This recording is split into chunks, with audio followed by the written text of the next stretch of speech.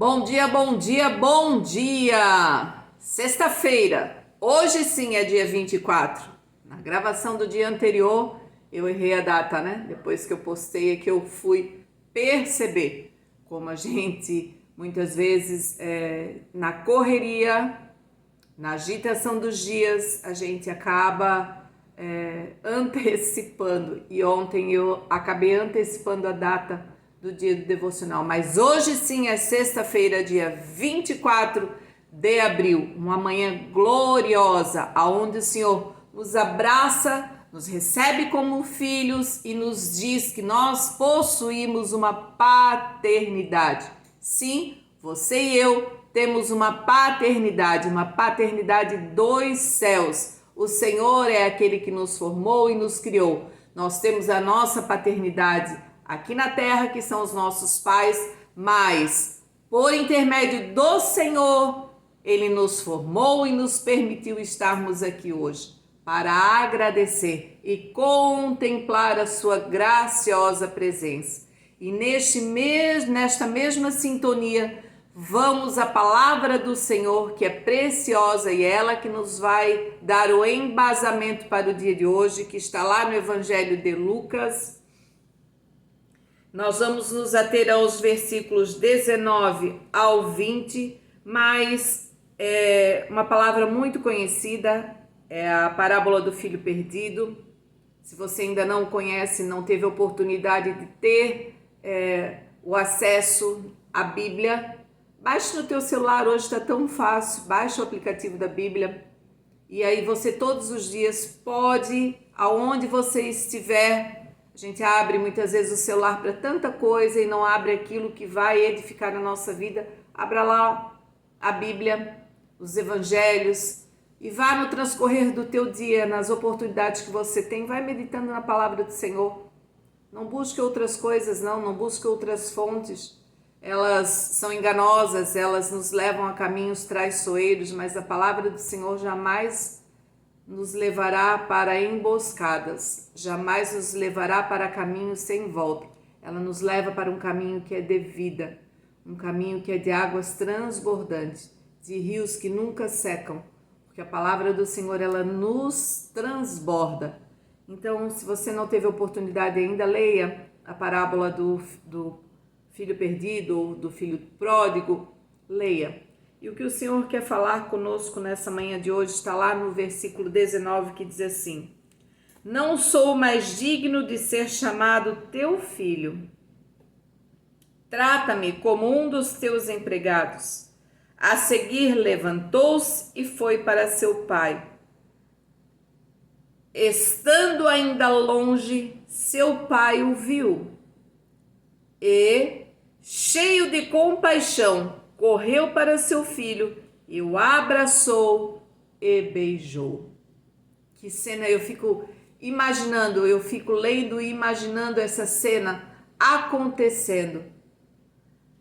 Nessa parábola, o filho muitas vezes está olhando para o quintal do vizinho, para as coisas de fora, e muitas vezes nós somos assim, olhamos para o que está fora, não valorizamos o que está dentro, o que nós já temos, aquilo que nós já conquistamos, o que o Senhor já nos abençoou. E o filho, olhando para o quintal do vizinho, achou a grama do vizinho mais verdinha e achou que, pedindo ao pai que repartisse a sua herança, ou seja, já matou o pai antes de morrer. Ele imagina que lá fora ele vai ter muito mais do que ele tem na casa do pai. E o pai, ele permite que o filho vá. É assim que o Senhor faz conosco.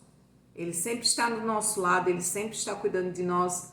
Mas quando Ele encontra rebeldia no nosso coração, quando Ele encontra o nosso coração inquieto e voltado para as coisas que não estão mais caminhando corretamente, o Senhor nos deixa.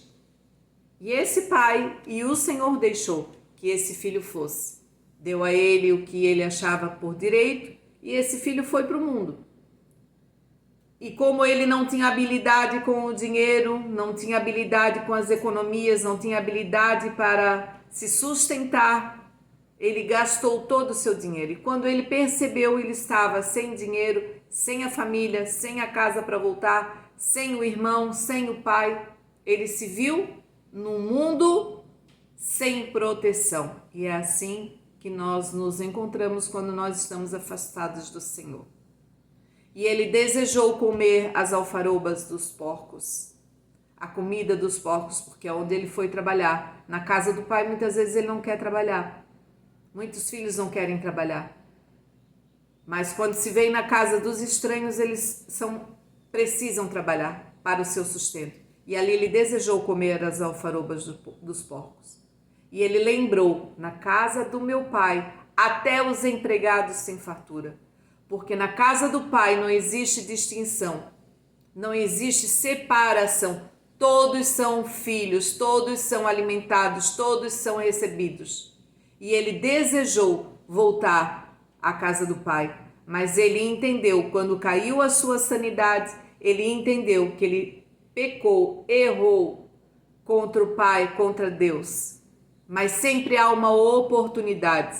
O pai sempre está de braços abertos para nos receber. Essa parábola fala de decisões precipitadas, de impulsividade, de ganância, de deixar-se levar pela visão de fora, de irresponsabilidade, de valorizar o que possui fora do trabalho de casa, não ser grato pelo que já tem em casa.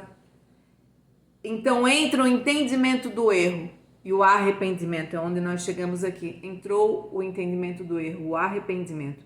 E aí começam a chegar as bênçãos do céu. Quando ele lembra que os empregados do pai têm fartura, quando o pai tem bondade, amor e cuidado para dar, reconhecer a necessidade do perdão, porque o pai sempre estará de braços abertos para receber o seu filho. E o versículo 19 diz: mas não sou digno para ser chamado de filho. Nós, quando reconhecemos o nosso erro e pedimos perdão, o Senhor nos chama de filho novamente. O Senhor nos abraça e sempre nós seremos os seus filhos amados. A seguir, ele tomou um posicionamento. Ele disse: eu não quero mais essa vida, eu vou voltar para a casa do meu pai. É isso que nós precisamos. Se você está afastado do caminho do Senhor, se você já esteve nos braços do Senhor, mas você desejou comer as alfarrobas dos porcos, você desejou a grama do vizinho, hoje é dia para entender que você precisa se posicionar, se arrepender e voltar para os caminhos do Senhor. Porque na casa do Pai nós encontramos o melhor. E estando longe ainda, o seu pai ouviu e, cheio de compaixão, correu para abraçar o filho. O que isso quer nos dizer?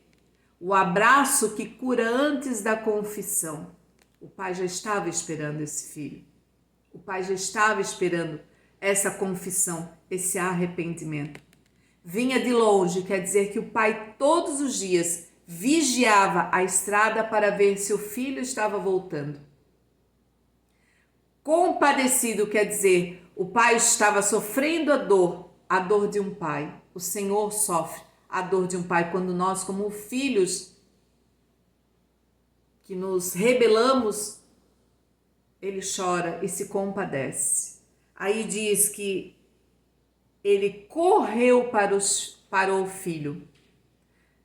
Correr para um ancião, para um judeu no Antigo Testamento era vergonhoso, porque ele jamais poderia mostrar as canelas. Levantar a túnica e mostrar as canelas era sinal de vergonha.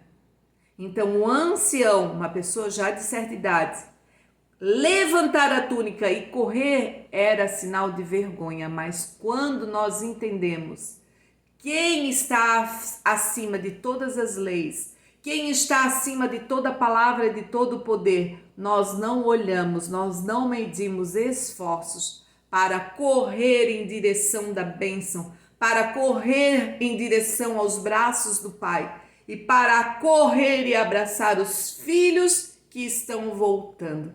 E esse pai não mediu esforços, levantou a túnica e correu para abraçar o filho, porque era tudo o que ele mais ansiava e desejava.